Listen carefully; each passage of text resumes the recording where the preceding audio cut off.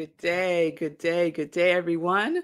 Welcome to Morning Sip with Red Melissa. I am Red Melissa, and SIP stands for Spirit in Practice, where we practice because practice makes progress. So, welcome, everyone. My mission is to support people in transforming their lives. My passion is to give inspiration through spiritual life coaching, preaching and teaching that ignites the divine spark within you to live life in joy, connected to your yes. So if you need support, you can reach out to me. You can send me a direct message at I am Red Melissa on Instagram, on Facebook, and we could set up some time to talk. So, welcome everyone. Welcome to the show. Good day, Pamela. It's good to see you. Good day, everyone joining in on Facebook, YouTube, Instagram, and we are streaming on New Thought Media Network. So, we are in our No Complaints series. No Complaints series. And I shared yesterday that one of the things that we used to say, especially at Sacred Center of New York, my old spiritual home before it closed, is or was, sometimes I still say it now, but it's a saying that goes, "Thank you, God, for everything. I have no complaints whatsoever. Thank you, God, for everything. I have no complaints whatsoever." So breathe that in. Breathe that in. Thank you, God, for everything. Everything. Even that. Yep, even that right there. For everything, I have no complaints whatsoever. So how y'all doing with your no complaining? No complaining. We are on a complaint fast. No complaining, at least for the rest of this month, right?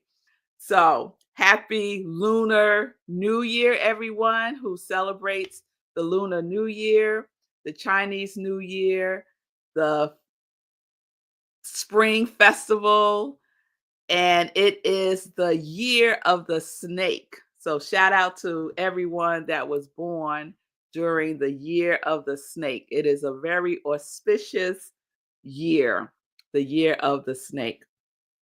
So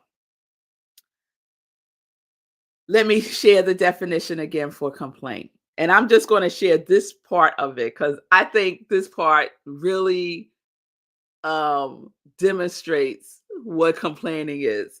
Habitual grumbling.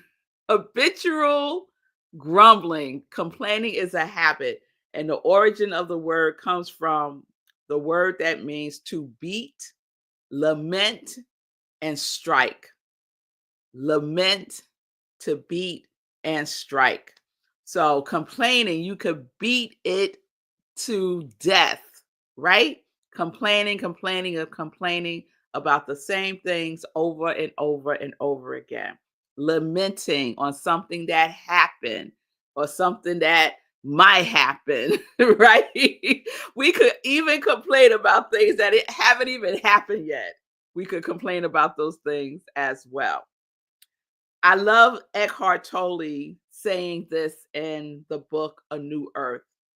Every complaint is a little story the mind makes up that you completely believe. So you can't believe everything you think.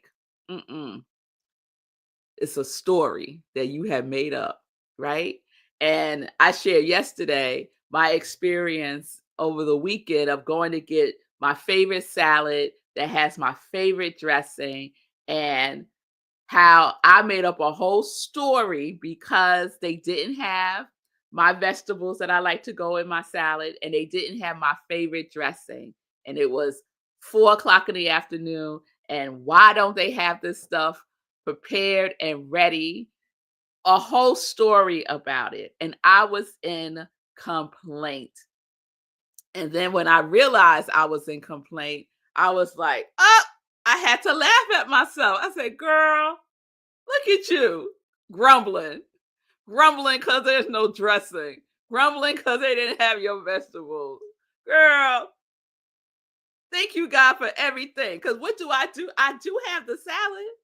And I do have all of the things that I love in my salad, except for the peppers and the onions, right? I do have dressing at home that I love that I could put on this salad, right? So we could shift when we find ourselves in complaint. We can shift from complaining to gratitude. What can I be grateful for right here, right now about this situation? What can I be grateful for about this? I'm grateful that the person I was fussing about all of this with had a good sense of humor and wasn't like combative, right? Because that could have taken an ugly turn, right? So I was grateful for that person just being receptive to my little complaints. So we get to decide if we're going to follow the thread of some story that's going to take us down some road that we really don't want to be on? Or are we going to self correct, make a conscious choice, step into gratitude by being grateful and keeping it moving? So, this is what we get to choose. This is what we get to decide. When we are in complaint, most of the time we are unconscious. We have made an unconscious choice when we are in complaint. And then hopefully we come into a awareness of what we're doing and we can gather ourselves again, center ourselves, take a pause, take a breath, and affirm our quality, right? And move out of that energy of complaint because complaint also has an energy. It has an energy to it. So, yesterday I ended with sharing that in the midst of my complaining about the salad, I felt justified. I felt totally justified in my complaint. And I was right. I was right. Right? That was the energy I was in. I'm right about this. Right? So I want to talk a little bit more about how we can sometimes think, believe, use the excuse of being right to justify complaining. All right. So you're stick with me. You're stick with me with this because the ego loves to make wrong in order to be right. The ego loves to make someone wrong in order to be right. There's that saying, do you want to be happy or do you want to be right? For many years in my life, I wanted to be right because being right, I believed, made me happy. and and people used to tell me, you should have been a lawyer because you would just defend your point of view. And yes, I there was a time in my life where I was very attached to my opinion about things. Thank God I am in the practice of not defending anything. There is nothing to defend. There is nothing to defend. So the ego craves superiority. And when we are in complaint, don't we feel a sense of superiority? Why? Because we're right. We're right. So let me share a couple of things with you from A New Earth by Eckhart Tolle that he says about being right, making wrong is a form of complaint, a form of complaining. So he writes this: Complaining as well as fault finding, that's another good one. And reactivity strengthens the ego's sense of boundaries and separateness on which its survival depends. But they also strengthen the ego in another way by giving it a feeling of superiority on which it thrives. The ego thrives on superiority. It may not be immediately apparent how complaining, say, about a traffic jam, about politicians, about the greedy wealthy, or the lazy unemployed, or your colleagues, or your ex spouse, or men and women can give you a sense of superiority. Here is why. When you complain, by implication, you are right, and the person or situation you complain about or react against is wrong. There is nothing that strengthens the ego more than being right. Being right is an identification with a mental position, a perspective, an opinion, a judgment, a story. For you to be right, of course, you need someone else to be wrong. And so the ego loves to make wrong in order to be right. In other words, you need to make others wrong in order to get a stronger sense of who you are. Not only a person, but also a situation can be made wrong through complaining and reactivity, which also always implies that this should not be happening. Being right places you in a position of imagined moral superiority in relation to the person or situation that is being judged and found wanting. So let me be clear. Complaining is not about um, if something is happening in the world, right? Let's say war is happening in the world, and we say instead of war, we need peace. That's not a complaint. I'm not complaining about war, and I'm not complaining about peace. I'm just stating, right, without any superiority about it, without any grumbling about it. I'm just stating a fact as if I were to say the sky is blue. Now, if I start saying the sky is blue, and why don't you know the sky is blue? What's wrong with you that you can't? Then we have crossed we have crossed over into the land of complaining, the land of wanting to make someone wrong so that you can feel that you are right, so that you can feel superiority. So that's an extreme example.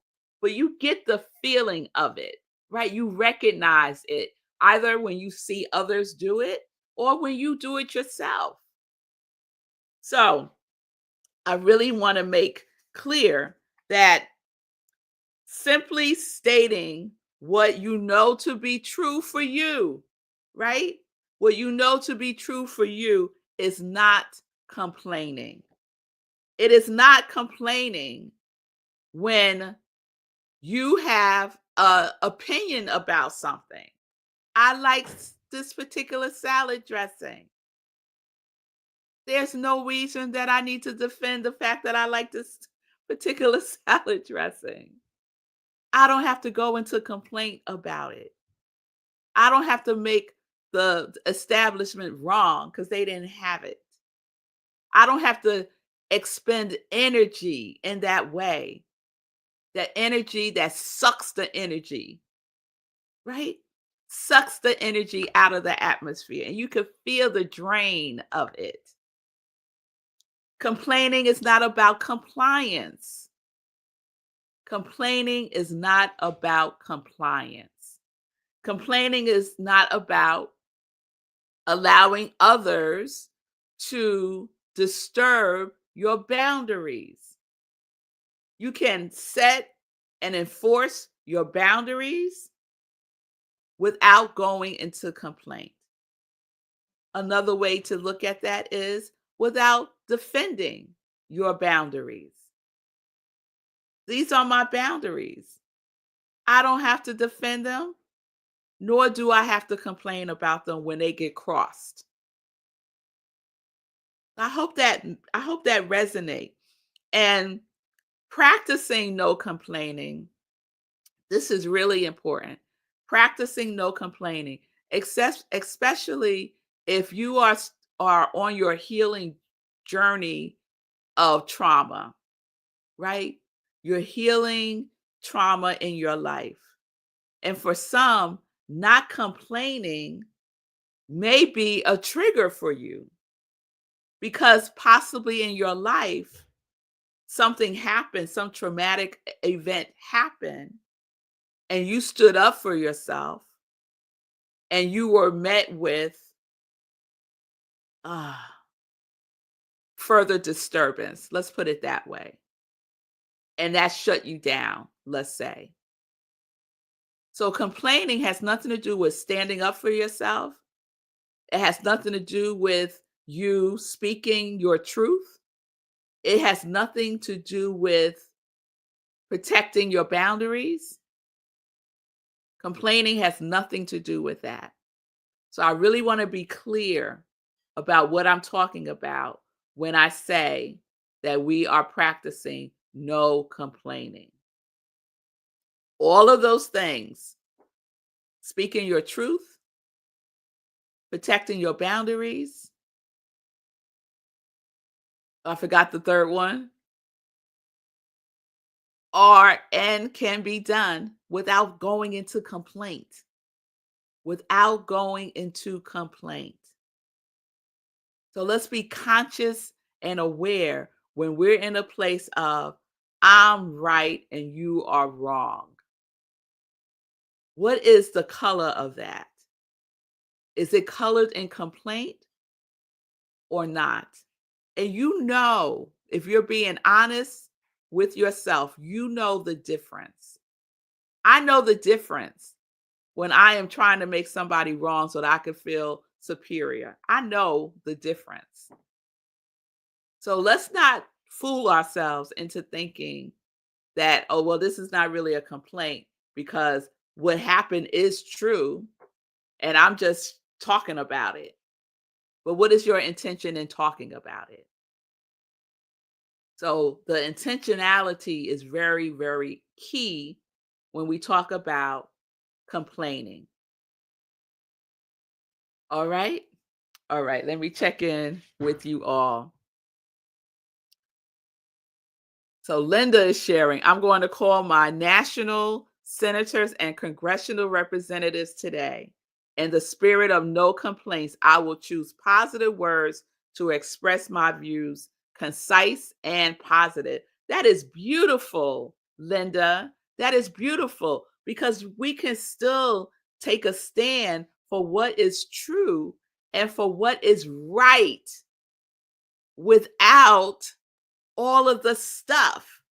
We don't have to attach drama to it. We don't have to attach a story to it.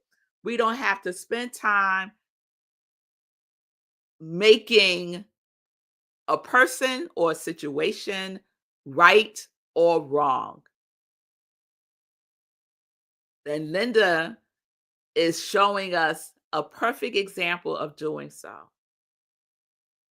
If in this situation, this political environment, no complaining does not mean withdrawing yourself from society, not being involved if that's what you choose to do. It does not mean that. You can still advocate for yourself and others and not be in complaint. All right. All right. Thank you, Linda, for that example. Imaja, this is all three-dimensional behaviors that promote separation and duality. Yes, it does. Yes, it does, Imaja. Thank you for bringing that up. It does promote separation. which is one of the things that the ego thrives on. Separation. Separation. When we slip into superiority, we have separated ourselves from others, and not in a good way, right? So if we take a stand for unification, for unity, for oneness, then listen, can't be in complaint. You could take action, you could advocate, you could speak your truth, but we don't have to go into complaint, because I'm telling you, complaint, people block out complaining voices. They don't want to hear it. And they don't hear it. It sounds like yeah, yeah, yeah, yeah, yeah, yeah. They don't hear what you're saying. But when you come into a situation with the authority and agency of the truth of who you are, that is a totally different vibration. Complaining is low vibration energy. Speaking your truth with the authority of that, of who you are, that is a whole nother level. That is high vibration energy. And people can feel the difference.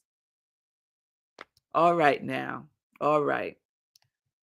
Elijah said, I still will BYOV, bring my own voice. That's right. Bring it. Bring your own voice. Come to the oneness of love table of unity. Yes, yes, yes, yes, yes. So let us be united in our no complaining for at least the rest of this month, right? We're talking till Saturday. February rolls around February, and you could decide if you want to continue practicing or not. All right. So let's get into some joy news. Let's get into some joy news. So let's see. Please be reminded that today there is no community cafe. So Rockland CSL, where I am the spiritual director, we do a Wednesday evening community cafe, except for on the fifth Wednesday of the month. So no community cafe tonight.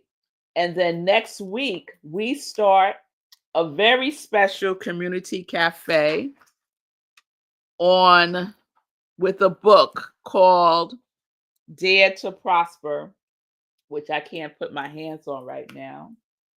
But it is by, here it is, Dare to Prosper by Catherine Ponder. It's a really short book, but it is packed with so much juicy, delicious information about prosperity. So if prosperity is one of your focuses for 2025, please join us at Community Cafe. Every Wednesday in February will be our book study, 7 p.m. on Zoom. It's totally free and it's open to everyone. You can go to rocklandcsl.org, click Community Cafe, and the Zoom link is there. So I hope to see you all next Wednesday at 7 p.m. for our Dare to Prosper book study. All right, this weekend, we start our February theme at Rockland Centers for Spiritual Living. Our service this Sunday is virtual. We will be on Zoom. Again, you could go to rocklandcsl.org for the Zoom link for our Sunday service. You can also watch the live stream on Facebook. And so for February, our theme is Prosperity is My Love Language. Prosperity is my love language. And this Sunday, I will be speaking on the principles of prosperity. So please join us on Sunday. Also on Sunday at 10:30, we do Sunday in Praise, which is the other sip where I share a inspirational message that I've given as a Sunday talk. So you can also check that out. You can mark your calendars for our next full moon meditation that's taking place on Wednesday, February 12th at 8:30 p.m. So we'll have our book study at 7, and we'll have our meditation with the full moon at 8:30 p.m., right where you're watching me now for the full moon meditation. Also in February, I will be starting our next I'll be starting our next group spiritual life counseling cohort. Is with 8 people only. That's the size of the group. I have 6 openings left. So you can send me a direct message on Instagram or Facebook letting me know that you're interested in group spiritual life coaching. If you have any questions, reach out and we can discuss. It starts on February 18th. It's a 6-week commitment. We end on March 25th, and that is also 7 p.m. Eastern Time on Zoom. The cost is $55 per week. And for current or returning clients, the cost is $35 per week. So, very reasonable if you've been wanting to experience spiritual life coaching. This is a wonderful way to experience that with me. If you're interested in one on one coaching, I've shared that I have 2 slots available right now. So, if you're interested in one on one, reach out and we can set up some time to talk. All right. All right, everybody. So I think that is all the joy news that I'm going to share today. Join me tomorrow for our continuation of no complaining, right? Say, thank you, God, for everything. I have no complaints whatsoever. Say that the next time you find yourself in complaints. So, peace and blessings, everybody. Peace and justice. We are living life in joy. Yes, we are connected to our yes.